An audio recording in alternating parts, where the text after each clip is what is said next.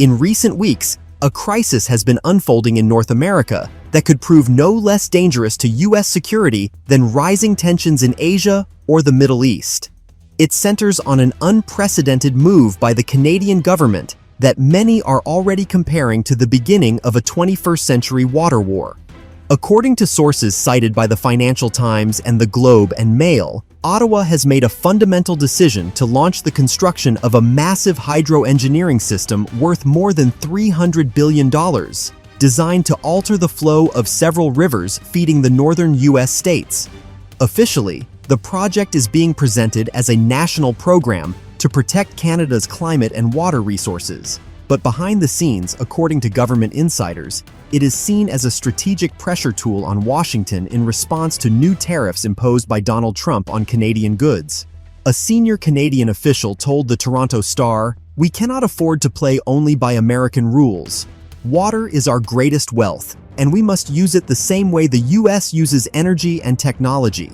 The first satellite images of the construction have already been obtained by Reuters. Along the border between Ontario and Michigan, massive construction sites, dozens of cranes, and concrete platforms are visible, which experts say could form the foundation of a future North American water wall. In Washington, the project triggered shock.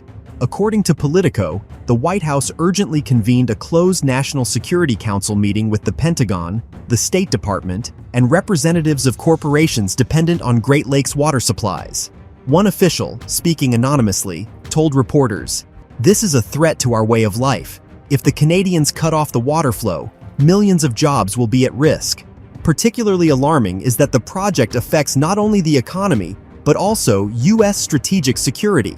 The 1909 Treaty on Shared Water Management, considered untouchable for more than a century, is now being called into question. Canadian lawyers argue that building new dams does not technically violate the agreement since it concerns domestic infrastructure. Washington, however, interprets it differently. According to CNN sources, Donald Trump privately called the initiative an act of economic war and instructed the Defense Department to prepare pressure scenarios against Ottawa. The economic fallout could be catastrophic. Analysts at Bank of America warn that even a partial reduction in the St. Lawrence River's flow could paralyze shipping on the Great Lakes, through which hundreds of billions of dollars in U.S. exports move annually. The energy sector is also at risk.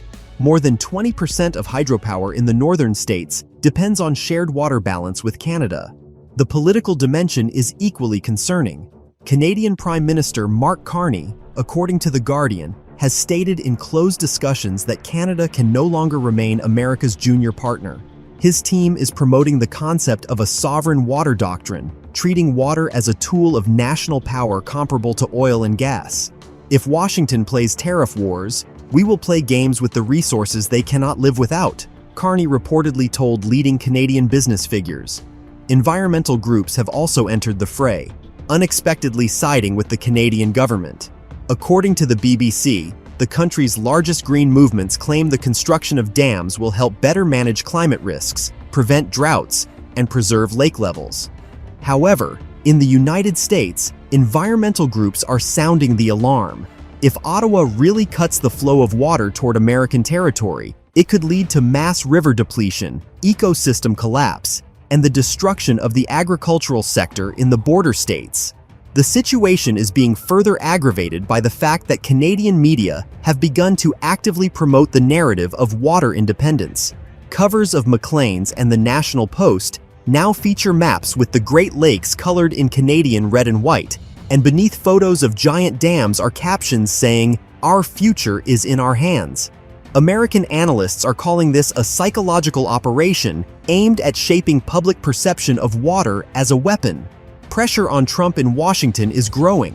Congress is demanding a strong response, and a sanctions package against Canadian construction and energy corporations involved in the project is already being discussed. According to the Wall Street Journal, one scenario under consideration is restricting Canadian companies' access to U.S. financial markets. But experts warn that an overly harsh response could push Ottawa to accelerate the megaproject's completion, making the consequences irreversible. The key question now is whether the world is ready for a new reality in which water becomes a tool of geopolitical blackmail, just like oil or gas. Canada's $300 billion megadam is transforming from an engineering initiative into a symbol of a new era of resource wars. If the United States fails to reach an agreement with its northern neighbor, a crisis could soon erupt on the border between two of the oldest allies, a crisis whose consequences will be felt far beyond the continent. Meanwhile, the Pentagon is issuing increasingly grim assessments. According to Defense One, the U.S. Department of Defense's Analytical Division has prepared a report stating that if Canada completes the project and diverts part of the water flow, up to 40 million Americans could face water shortages within 3 years. The report includes maps of potential drought zones stretching from Illinois and Indiana to Ohio, where river levels could drop to critical lows. "We have always taken water for granted," the publication quotes one general as saying, "but if Canada turns it into a strategic weapon, America will face a situation in which our factories, farms, and cities depend on decisions made by a foreign government." These maps have already started leaking to the press. The Canadian newspaper National Post published a visualization showing the future zones of American drought in the event the dams are completed. The first protests have taken place in Detroit, Chicago, and Buffalo, where auto factory workers and port employees are demanding immediate action from the White House. CNN is broadcasting live from lakeside cities, where people are holding signs saying water is not a weapon and Canada must not hold us by the throat. But Ottawa's rhetoric is only getting tougher. The Canadian Prime Minister recently declared that the country has a sovereign right to manage its natural resources as it sees fit. According to the BBC, behind the scenes, Canadian officials are openly discussing the creation of a water fund through which access to North American water resources would be regulated in exchange for U.S. trade concessions. In essence, this is an attempt to introduce water tariffs as a symmetrical response to Trump's protectionism. Europe is also concerned.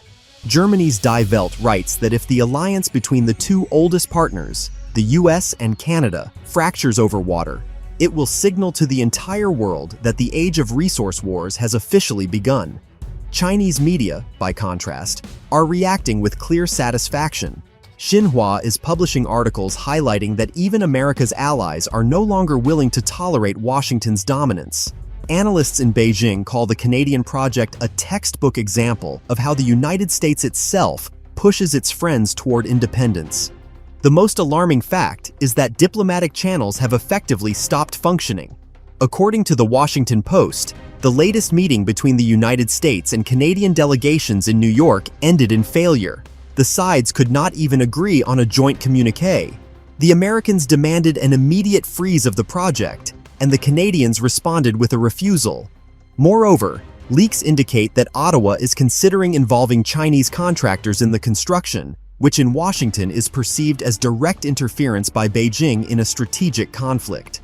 All this makes the situation extremely explosive. Analysts warn that if the project is not stopped in the coming months, by the middle of the decade, the United States will face the most serious challenge from Canada in the entire history of bilateral relations. This is no longer just a trade war, it is a matter of survival, summarized a former State Department advisor on MSNBC.